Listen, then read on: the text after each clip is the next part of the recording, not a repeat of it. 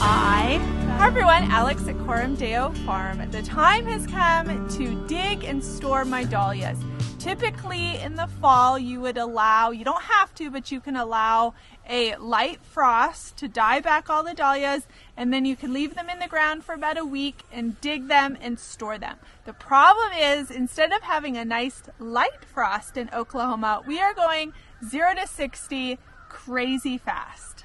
We are dipping straight down to 22 degrees, which is a hard, killing everything in sight frost, and the dahlia tubers simply can't handle that. So I don't have the choice of spreading out this work over a week or two. I need to get it done, dug and stored and protected for the killing frost that's coming in a couple days. The first step is getting a nice pair of pruners or loppers, and you're going to cut all your dahlias down about 4 inches from the top of the soil. So what we're going to do is we're going to lop all of them first and then start digging.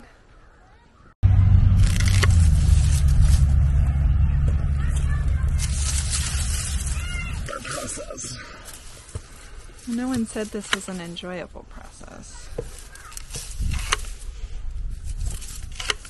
Because I don't need these heavy.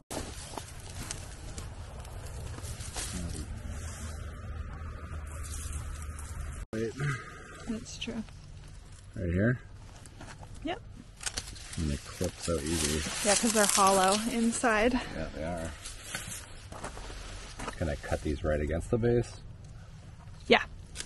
The reason to do the 4 inches is so you have something to like hold on to when you dig the tubers out. You have like a handle.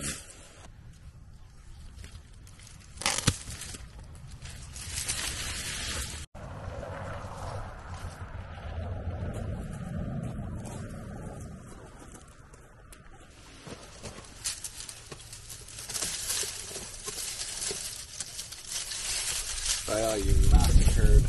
No, freaking cucumber beetles. Gonna be gentle with the babies. Gentle, we're murdering them. Gentle.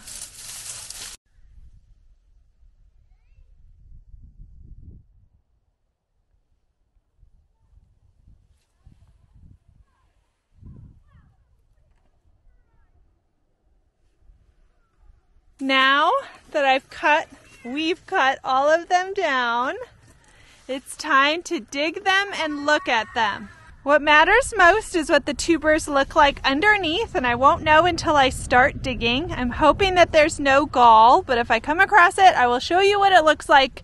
Crown gall and leafy gall is what affects dahlias the most, and you do not want it. So now we're going to dig them now that they're all chopped down. If you're planning on labeling your tubers, I'm not planning to. I'm tired, it's cold, I don't care that much. But if you want to label your tubers before you dig them, or as you dig them, make sure you have your label and you have however you're planning on labeling your tubers, whether it's like a flagging tape or writing in Sharpie on the tuber. Make sure that you do that because you will not remember, and once they come out of the ground, they all look the same. So label if you care about it now. We don't have a big pitchfork, which would be the best tool to use, and shovels can really damage the tubers, the tender tubers underneath. So we're using handhelds, which definitely works when you're dealing with fluffier raised bed soil. So we'll see if we can find him and not murder the freshest tubers underneath. Oh, there they are. Keep going. Now that you've seen him, you can get a shovel down the back and lift him out. Yeah. Yeah. Oof, oof. I can hear his roots. There we go. All right. So this guy has really skinny tubers. Dahlias produce all different looking tubers. Some of them are super fat. So we only cut through like one of them. All of these that can have an eye here, I can split in the spring. Yeah, like right here. Let me show on the camera. Right here is an eye. That is an eye. And when I split in the spring, that will produce a new dahlia. That guy's going to be huge. Uh-oh. I think I see signs of leafy gall. Oh no. Oh no. What? I think this one's diseased.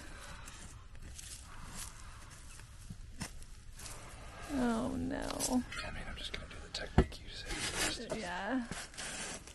Ugh, I was hoping I wasn't gonna have to show. Oh no. Oh, gross. What? Yes, so let me have the one in your left hand. Okay, this is Leafy Gall. You should not have like this much growth coming out of the tubers. If it looks like it's exploding in shoots, that's not a vigorous tuber. That is Leafy Gall. This will spread and destroy all your tubers. Bah!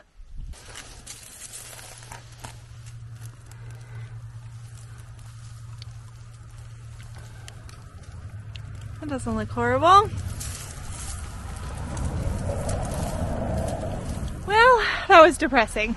This was supposed to be a helpful how to dig your dahlias and store them for winter kind of video, and it ended up being almost all my dahlias have leafy gall and they need to go in a trash and burn, and I need to sterilize all my tools and be super bummed out. Leafy gall and crown gall, it can be in your soil, it can be in the tuber itself, and you don't really know until the end of the season when you dig it up and you see the evidence. So I had no idea.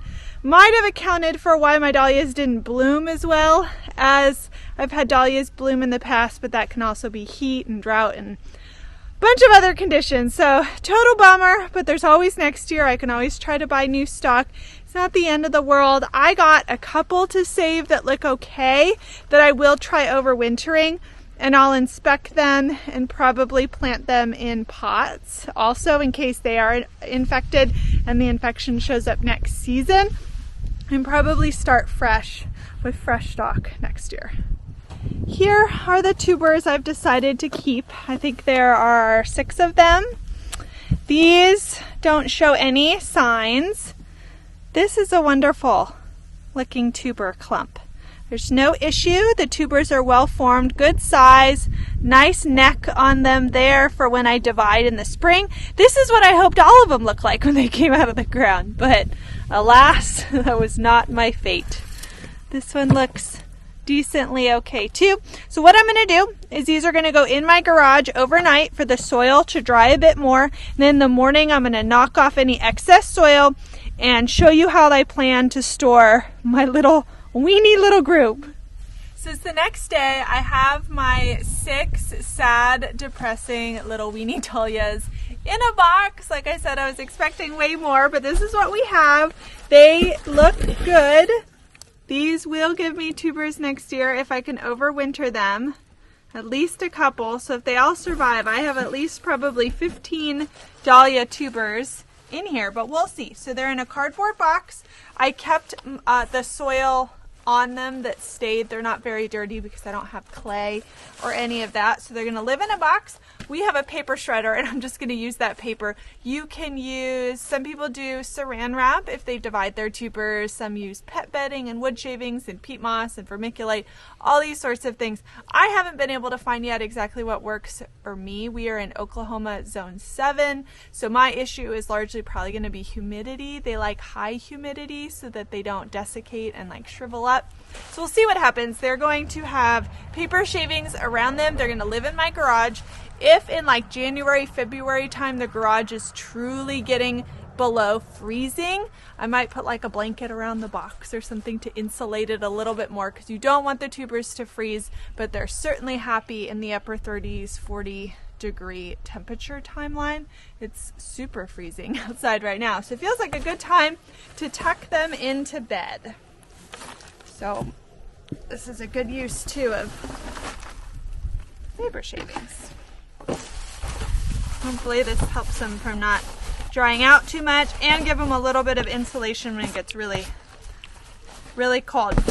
So I'm wrapping up my shame, and I'm not going to think about them until March when I wake them up. So this didn't turn out exactly as I wanted. I wanted it to be a helpful how-to video, but this is life. This happens with dahlias. They are expensive, they are finicky, and they can get disease like I discovered.